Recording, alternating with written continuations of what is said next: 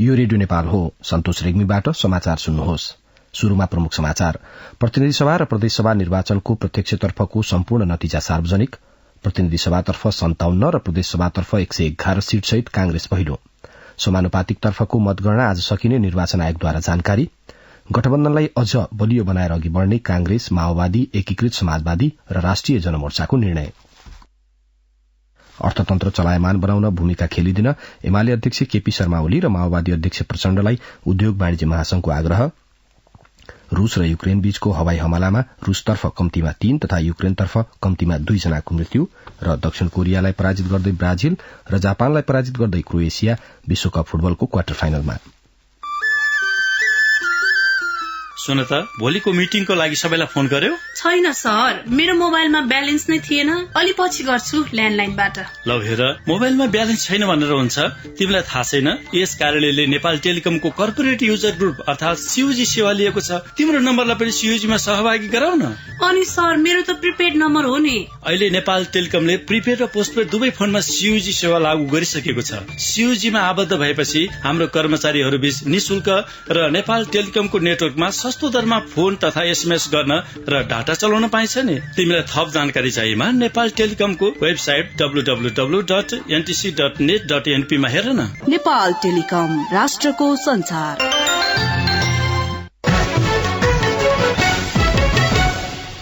समाचार अब विस्तारमा। सत्ता गठबन्धनका 4 दलको हिजो बसेको बैठकले गठबन्धनलाई निरन्तरता दिने निर्णय गरेको छ। प्रधानमन्त्री निवास बालुवाटारमा बसेको सत्ता गठबन्धनमा आबद्ध 4 दलको बैठकले मुलुकका सामु विद्यमान चुनौतीहरूलाई सामना गर्न वर्तमान समयमा गठबन्धन आवश्यक रहेको निष्कर्ष निकाल्दै गठबन्धनलाई निरन्तरता दिने निर्णय गरेको हो। बैठकमा मंसिर 4 गते सम्पन्न प्रतिनिधि सभा तथा प्रदेशसभा निर्वाचनमा अपेक्षाकृत नतिजा नआए पनि विद्यमान परिस्थितिमा गठबन्धनको आवश्यकता रहेको नेताहरूले बताउनु भएको बैठकपछि संचार तथा सूचना प्रविधि मन्त्री एवं सरकारका प्रवक्ता ज्ञानेन्द्र बहादुर कार्कीले जानकारी दिनुभयो। मुलुकका सामु विद्यमान चुनौतीहरूको सामना गर्नुपर्ने आवश्यकताले पनि यो गठबन्धनलाई निरन्तरता दिनु जरुरी छ। निर्वाचनको नतिजाले राजनैतिक स्थायित्व र आर्थिक समृद्धिको बाटोमा आपसी सहमति र सहकार्यका साथ मिलेर अघि बढ्नुपर्ने स्पष्ट सन्देश दिएको। निर्वाचनको दौरानमा गठबन्धनले केन्द्रबाट स्पष्ट निर्णय र निर्देशन गर्दा गर्दै पनि कतिपय निर्वाचन क्षेत्रमा केही असहयोग र असमझदारीका घटना देखिए। निर्वाचनका दौरानमा देखिएका ती असमझदारीहरूको पनि आगामी दिनमा उचित समीक्षा र सम्बोधन गरिनेछ। अब बन्ने सरकार गठबन्धनकै हुने उल्लेख गर्नुहुँदै मन्त्री कार्कीले वर्तमान सत्ता गठबन्धनमा अरू दल पनि सहभागी हुने बताउनुभयो। संचारकर्मीको जिज्ञासामा मन्त्री कार्कीले समानुपातिक तर्फको मतपरिणाम आइसकेपछि सरकार गठनको प्रक्रिया अघि बढ़ने बताउनुभयो। सत्ता गठबन्धन दलको बैठकले प्रतिनिधि सभा र प्रदेशसभाको निर्वाचन शान्तिपूर्ण रूपमा सम्पन्न गराएको भन्दै निर्वाचन आयोग र सरकारलाई धन्यवाद ज्ञापन गरेको छ। प्रधानमन्त्री एवं नेपाली कांग्रेसका सभापति शेरबहादुर देउवा, नेकपा माओवादी केन्द्रका अध्यक्ष एवं पूर्व प्रधानमन्त्री पुष्पकमल दाहाल प्रचण्ड, नेकपा एकीकृत समाजवादीका अध्यक्ष एवं पूर्व प्रधानमन्त्री माधव कुमार नेपाल र राष्ट्रिय जनमोर्चाकी उपाध्यक्ष दुर्गा पौडेलले हिजै विज्ञप्ति जारी गर्नु भई मुलुकमा देखिएको वर्तमान परिस्थितिमा गठबन्धन जरूरी रहेको उल्लेख गर्नुभएको छ। विज्ञप्तिमा गठबन्धनलाई अझै बलियो बनाएर अघि बढ़ने उल्लेख गरिएको छ। प्रतिनिधि सभा र प्रदेशसभा सदस्य निर्वाचनको प्रत्यक्षतर्फको सम्पूर्ण नतिजा सार्वजनिक भएको छ। मंसिर 4 गते देशभर एकै चरणमा प्रतिनिधि सभा र प्रदेशसभा निर्वाचन सम्पन्न भएको थियो। निर्वाचन आयोगको विवरण अनुसार प्रतिनिधि सभा प्रत्यक्षतर्फको 165 सीट मध्ये नेपाली कांग्रेस 57 स्थानमा विजयी हुँदै पहिलो दल बनेको छ। त्यसैगरी नेकपा एमाले 44 सीटसहित दोस्रो बन्दा नेकपा माओवादी केन्द्रले 18 स्थानमा विजय हासिल गरेको छ। नेकपा एकीकृत समाजवादी 10, जनता समाजवादी पार्टी नेपाल, राष्ट्रिय प्रजातन्त्र पार्टी र राष्ट्रिय स्वतन्त्र पार्टी 7-7 स्थानमा विजयी भएका छन्।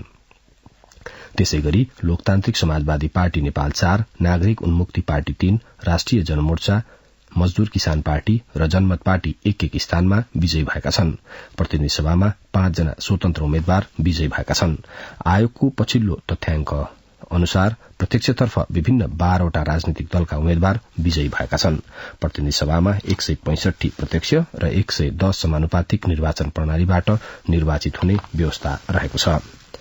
7वटै प्रदेश सभातर्फको प्रत्यक्षको मतगणना पनि सकिएको छ। मंसिर 4 गते भएको प्रदेशसभा निर्वाचन अन्तर्गत 7वटै प्रदेशसभाको 330 सीटको परिणाम सार्वजनिक भइसकेको छ, जस अनुसार 7वटा प्रदेशमा 111 स्थानमा विजयी हुँदै नेपाली कांग्रेस अग्र स्थानमा रहेको छ। एमाले 91, माओवादी केन्द्रले 54, नेकपा यसले 14, जसपा र राप्रपाले 11, लोसपाले 9, जनमत र नागरिक उन्मुक्तिले 7, हाम्रो नेपाली पार्टी र नेमकीपाले 1 तथा स्वतन्त्र 12 जनाले निर्वाचनमा विजय प्राप्त गरेका छन्। प्रतिनिधि सभा र प्रदेशसभा सदस्यको समानुपातिक प्रणालीतर्फको मतगणना आज सकिने निर्वाचन आयोगले जनाएको छ। आयोगका अनुसार दोलखा र बाजुरामा समानुपातिकतर्फको गणना सकिएपछि समानुपातिकतर्फको मतगणनाको सबै परिणाम आजै प्राप्त हुनेछ। मतगणनाको परिणाम प्राप्त भएपछि दलहरूले आयोगमा बुझाएको उम्मेद्वारको बन्द सूचीका आधारमा दलहरूले पाउने सीट संख्या सहित नाम सिफारिशका लागि आयोगले दलहरूलाई पत्राचार गर्ने आयोगका सचिव एवं समानुपातिक निर्वाचनतर्फका मुख्य निर्वाचन अधिकृत गोकर्णमणि दुवाडीले जानकारी दिनुभयो। दोलखा र बाजुरा जिल्लामा समानुपातिक तर्फको गणना अन्तिम चरणमा पुगेको छ। सम्भवतः दोलखामा आजै सकिन्छ होला र बाजुरामा भोलिसम्ममा समानुपातिक तर्फको सम्पूर्ण मतगणना सकिन्छ जस्तो लाग्छ। त्यसकारणले भोलि बेलुकासम्ममा हामीले सबै देशभरिकै समानुपातिक तर्फको मत परिणाम प्राप्त गर्न सक्नेछौँ। त्यसपछि हामीले प्राप्त मत परिणामको आधारमा दलहरूले प्राप्त गरेको मत प्रतिशतको आधारमा चाहिँ 3% वा सोभन्दा बढी प्राप्त गर्ने दलहरूले सिट वितरणमा सहभागी हुन पाउने हुनाले त्यसलाई हामीले चाहिँ गणना गर्छौं। त्यसको आधारमा सिट कुन दलले कति सिट प्राप्त हुन्छ भनेर चाहिँ यकिन गरिसकेपछि हामी दलहरूलाई त्यो बमोजिमको चाहिँ सिफारिस पठाउनको लागि हामी दललाई लेखेर पठाउने गर्छौं र दलहरूले अस्ति बन्द सूचीमा पेश गरे केही व्यक्तिहरूको प्राथमिकता क्रमलाई आधार मानेर समावेशी चरित्र बमोजिम सिफारिस गरेर आएपछि आयोगले समानुपातिक तर्फ विजयी हुने उम्मेद्वारहरूको नाम निर्णय गर्नेछ। निर्वाचन आयोगका सचिव गोकर्णमणि दुवाडीले हिजो साँझ हामीलाई दिनुभएको जानकारी। उहाँले मंसिर महिनाको अन्त्यसम्म निर्वाचनका सबै काम सकेर राष्ट्रपति समक्ष प्रतिवेदन बुझाउने गरी तयारी भइरहेको पनि जानकारी दिनुभयो। अहिलेको कार्यविधि बमोजिम हामीले अन्तिम मत परिणाम प्राप्त भएपछि सिट बाँडफाँड गरेर वितरण गरेर दलहरूलाई सूचना गरिन्छ। प्रतिनिधि सभाको हकमा अहिले हामीले 3 दिनको समय दिएर दलहरूलाई सिफारिस गर्न पठाउँछौं भने प्रदेश सभाको हकमा अहिलेको कार्यविधि बमोजिम 7 दिनभित्र उहाँहरूले पेश गरिसक्नु पर्ने हुन्छ। सो प्राप्त भएपछि हामीले उम्मेद्वारहरूको विवरणहरू जाँचबुझ गरेर यकिन भइसकेपछि समानुपातिक तर्फ विजयी हुने उम्मेद्वारहरूको चाहिँ नाम आयोगबाट निर्णय हुन्छ। सम्भवतः यो महिनाको अन्तिमसम्ममा हामीले सबै काम सक्छौं होला जस्तो लाग्छ। निर्वाचन आयोगका अनुसार 1,04,78,735 मतगणना समानुपातिक तर्फको सम्पन्न भइसकेको छ। मतगणना बन्द सूची तर्फको अर्थात समानुपातिक तर्फको आज सम्पन्न हुने आयोगले जनाएको छ। मंसिर 4 गते सम्पन्न निर्वाचनमा पाल्पाबाट निर्वाचित तथा पराजित उम्मेद्वारहरू अहिले मतदातालाई धन्यवाद दिन घर दैलोमा व्यस्त छन्। विष्णु खनालको यो रिपोर्ट। पाल्पा क्षेत्र नम्बर 2 बाट प्रतिनिधि सभामा पराजित नेकपा एकीकृत समाजवादीका नेता सोमप्रसाद पाण्डे आफ्नो क्षेत्रका मतदाताको घर घरमा पुगिरहनु भएको छ। उहाँले तानसेन नगरपालिका, तिनाउ तथा रेब्दीकोट गाउँपालिकामा मतदाता भेटेर धन्यवाद दिइसक्नु भएको छ भने अन्य स्थानमा समेत पुग्ने योजना बनाउनु भएको छ। म आफू स्वयं पराजित हुँ तर पनि उहाँहरूलाई सान्त्वना दिँदै उहाँहरूको दुःख सुखमा कुरा गर्दै सम्पूर्ण चाहिँ मतदाताहरूलाई धन्यवाद दिँदै म घर दैलोमा पुगेको छु। चुनाव हो, जित हार त हुन्छ नै, धन्य 9 दिनदेखि लगातार म घर दैलोमा छु। त्यस्तै प्रतिनिधि सभा सदस्यमा निर्वाचित नेकपा एमालेका ठाकुर गैरे पनि मतदातालाई धन्यवाद तथा मतदाताबाट बधाई थाप्न गाउँ घरमै व्यस्त हुनुहुन्छ। पाल्पा 2 बाट नवनिर्वाचित प्रतिनिधि सभा सदस्य ठाकुर गैरे 5 वर्षको लागि निर्वाचनको एउटा अभियान सकिएको छ। निर्वाचित प्रतिनिधिको हिसाबले यहाँका जनताका आवाजहरूलाई सदनमा पुर्याउने, सदनमा त्यसलाई प्रस्तुत गर्ने र सरकार मार्फत यहाँका समस्याहरू समाधान गर्नको लागि मेरो तर्फबाट सम्पूर्ण पहलकदमी हुनेछ। जनताको माझमा राजनीतिक दलहरूले आश्वासन बाँडेको र त्यो पूरा गर्न नसक्दा पुराना राजनीतिक दलप्रति अविश्वास पैदा भएको र त्यसलाई चिर्न जनतामा जानु परेको बताउनुहुन्छ पाल्पा क्षेत्र नम्बर 2-1 बाट लुम्बिनी प्रदेश सभामा निर्वाचित नेपाली कांग्रेसका नेता वीरबहादुर राणा। धेरै आश्वासनहरू चाहिँ जनताको बीचमा चाहिँ बाँड्यो तर ती पूरा हुन नसक्दाखेरि दलहरूप्रति विश्वास चाहिँ अलिकति चाहिँ टुटेको जो अवस्था चाहिँ छ, दलहरूप्रतिको साँच्चै एउटा चाहिँ आकर्षणलाई चाहिँ हामीले बढाउने गरी अब हामी दलहरू चाहिँ करेक्सन भएरै जनतासँग चाहिँ जोडिने गरी हाम्रा ती सबै खाली गतिविधिहरू चाहिँ हुन जरुरी चाहिँ छ। राजनीतिमा विजयी तथा पराजित उम्मेद्वारले निर्वाचन पछि पनि मतदातालाई भेटेर धन्यवाद दिन घर दैलो गर्नु भनेको मतदाता प्रति उम्मेद्वारको सम्मानका रूपमा बुझ्नुपर्ने धारणा राख्नुहुन्छ पत्रकार नारायण नेउपाने। बाजागाजा बजाउँछन्, नाचगान गर्छन् अथवा धन्यवाद ज्ञापन गर्नका लागि आउँछन् भन्ने थियो जितेकाहरू। अहिले चाहिँ जो पराजय भोगेका छन् उनीहरू पनि गएका छन्। यसलाई राजनीतिक संस्कारको रूपमा, राजनीतिक सबल पक्षको रूपमा लिन सकिन्छ। मङ्सिर 4 गतेको निर्वाचनबाट नवनिर्वाचित जनप्रतिनिधि तथा पराजित उम्मेद्वारले समेत आफूलाई मतदान गर्ने मतदातालाई भेटेर धन्यवाद दिनुलाई असल राजनीतिक संस्कारको रूपमा हेरिएको छ। विष्णु खनाल, रेडियो नेपाल, पाल्पा।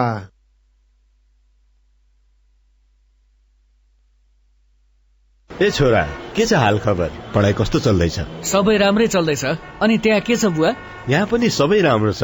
ल तेरो आमासँग कुरा गर। पर्दैन, किन धेरै पैसा खर्च गर्नुहुन्छ? किन टेन्सन लिन्छस् बाबु? हामी जस्ताको लागि एनटिसी को कल इन्डिया प्याक छँदैछ नि। इन्डिया कल गर्न त कस्तो सस्तो पो छ त त्यसमा। ल त्यसो भए ढुक्कले कुरा गरौँ न त। सेवा सुचारू गर्नका लागि *1415# डायल गर्नुहोस्। नेपाल टेलिकम, राष्ट्रको सञ्चार।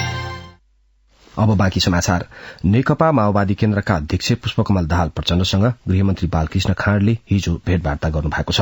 ललितपुरको खुमलटार स्थित दाहाल निवासमा भएको भेटमा समसामयिक राजनैतिक विषयमा छलफल भएको गृह मन्त्रालयको सचिवालयले जनाएको छ। भेटमा 5 दलीय गठबन्धनलाई निरन्तरता दिने बारे छलफल भएको र दुवै नेताले गठबन्धनलाई निरन्तरता दिनुपर्ने आवश्यकतामा जोड़ दिनुभएको गृहमन्त्रीको सचिवालयले उल्लेख गरेको छ। हिजै नेकपा माओवादी केन्द्रका अध्यक्ष प्रचण्डसँग एमाले सचिव रघुवीर महासेठले पनि भेटवार्ता गर्नुभएको छ। भेटवार्तामा निर्वाचनको समीक्षा एवं आगामी दिनमा सहकार्यको सम्भावनाका विषयमा छलफल भएको नेताहरूले बताउनुभयो।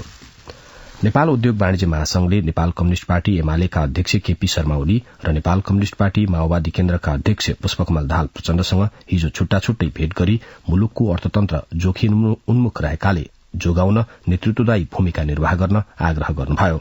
महासंघका अध्यक्ष शेखर गोल्छाको नेतृत्वको प्रतिनिधि मण्डलले एमाले अध्यक्ष ओलीलाई हिजो साँझ उहाँको निवास बालकोट भक्तपुर र माओवादी केन्द्रका अध्यक्ष प्रचण्डसँग उहाँको निवास खुमलटारमा भेट गरेको थियो।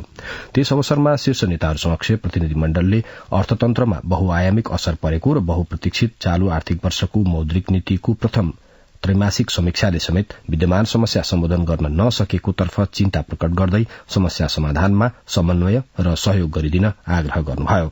शीर्षस्थ नेतृत्वसँगको भेटवार्तामा महासंघका अध्यक्ष गोल्छाले अर्थतन्त्रको संवेदनशीलता बुझिदिन आग्रह गर्नुभएको महासंघले जनाएको छ।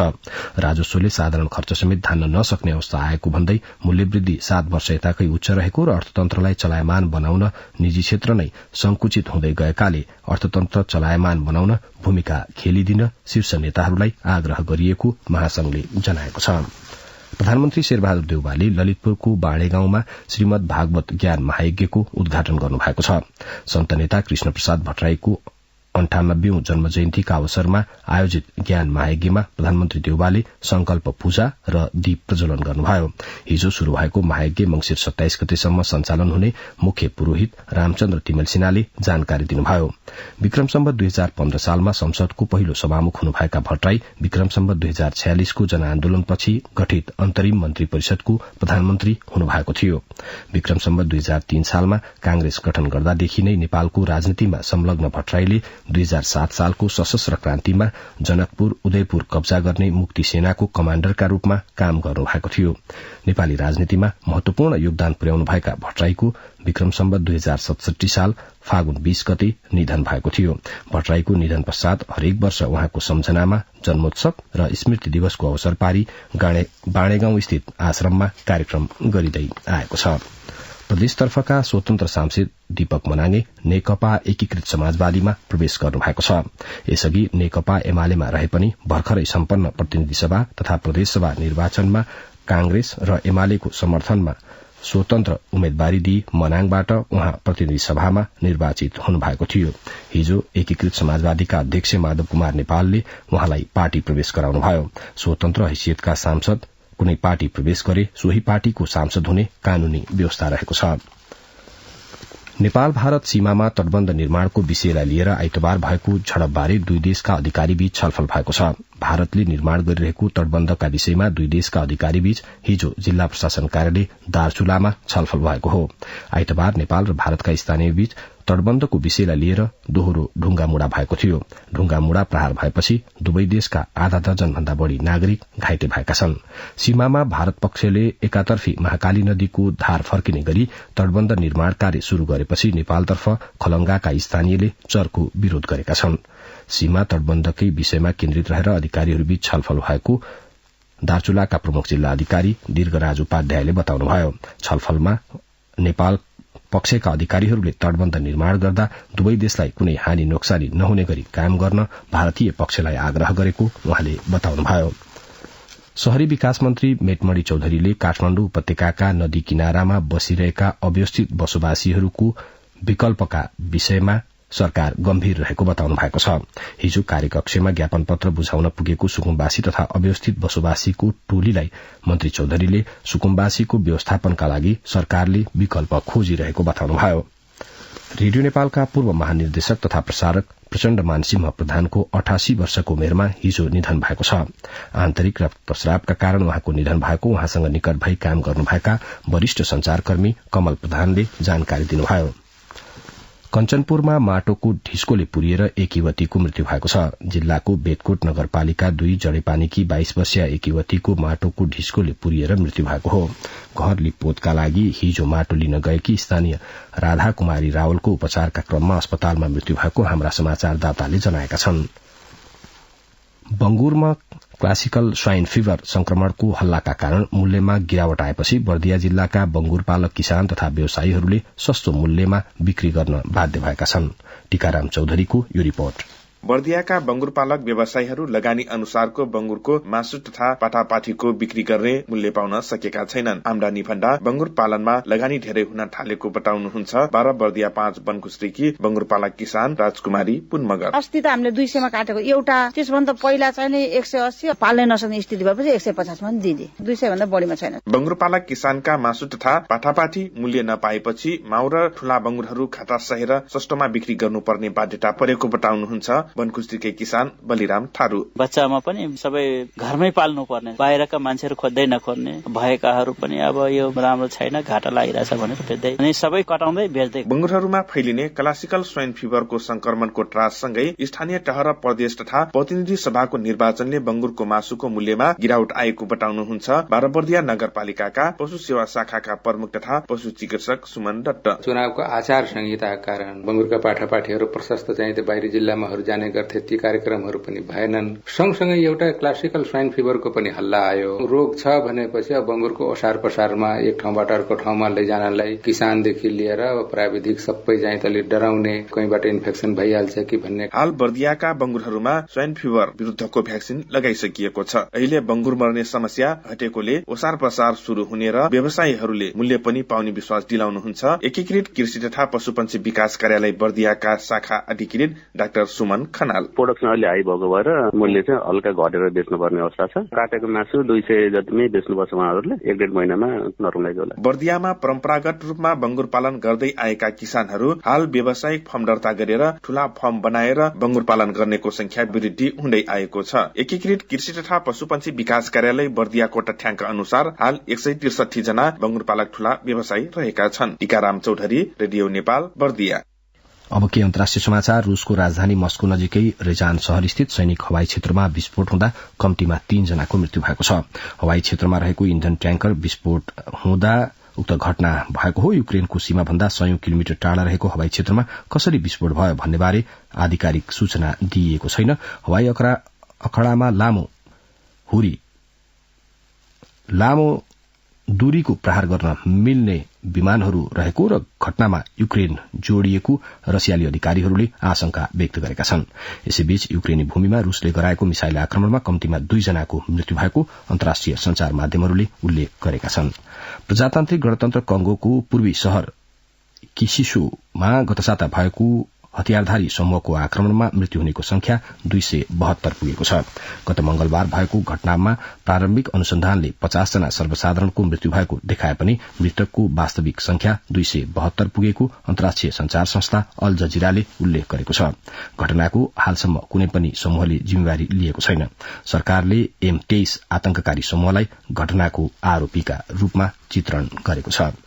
भारतको नयाँ दिल्लीमा वायु प्रदूषणको मात्रा पछिल्लो केही दिन यता बढ़दै गएको छ।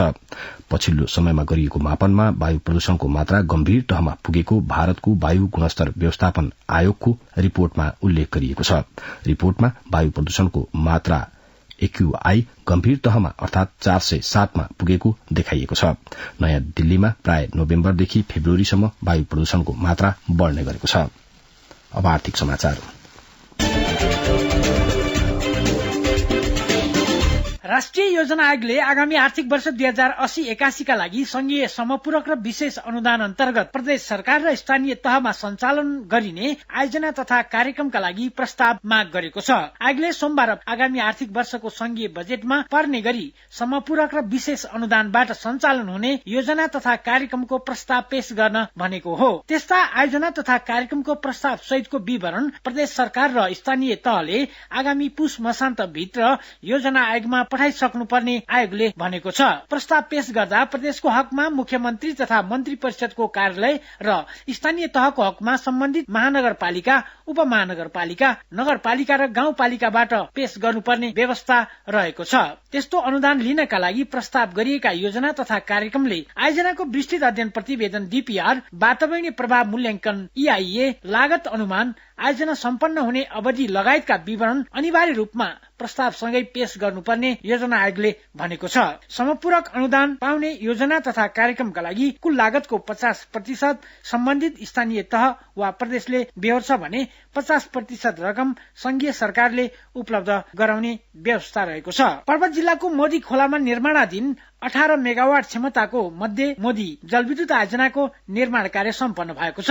आयोजनाको सम्पूर्ण काम सकेर परीक्षण उत्पादनको तयारी गरिएको आयोजनाले जनाएको छ। मिडिल मोदी हाइड्रो पावर लिमिटेडले विक्रमसम्म 2071 को मंगिरमा निर्माण शुरू गरेको आयोजना 8 वर्षको अवधिमा निर्माण सम्पन्न भएको हो। करिब 4 अर्बको लगानीमा निर्माण भएको आयोजनाबाट सोमबारदेखि परीक्षण उत्पादन शुरू गरिएको र परीक्षणपछि मात्र केन्द्रीय प्रसारण लाइनमा विद्युत जोडिने आयोजनाका प्रमुख प्रताप खरेलले जानकारी दिनुभयो। अर्घाखाँची जिल्लाको पाणिनी गाउँपालिका वार्ड नम्बर 1 सिम्लेमा मात्रै यस वर्ष 5 करोड़ रुपियाँ बराबरको सुन्तला फलेको छ। सिम्लेमा मात्र 49 घरका कृषकहरू व्यावसायिक सुन्तला उत्पादनमा लाग्नु भएको छ। उहाँहरू सबैले सुन्तला बिक्री गरेर कम्तीमा 3 देखि 28 लाखसम्म आमदानी गर्नु भएको छ। व्यावसायिक सुन्तला खेतीबाट मनङ्गी आमदानी गर्न सफल भएको कृषक रेवती राज पौडेलले बताउनुभयो। विगतमा कुहिएर खेर जाने समस्या भोगेका किसानले अहिले सुन्तला शीत भण्डारमा राखेर बेमौसममा महँगो मूल्यमा बिक्री गर्ने योजना बनाउनु भएको छ।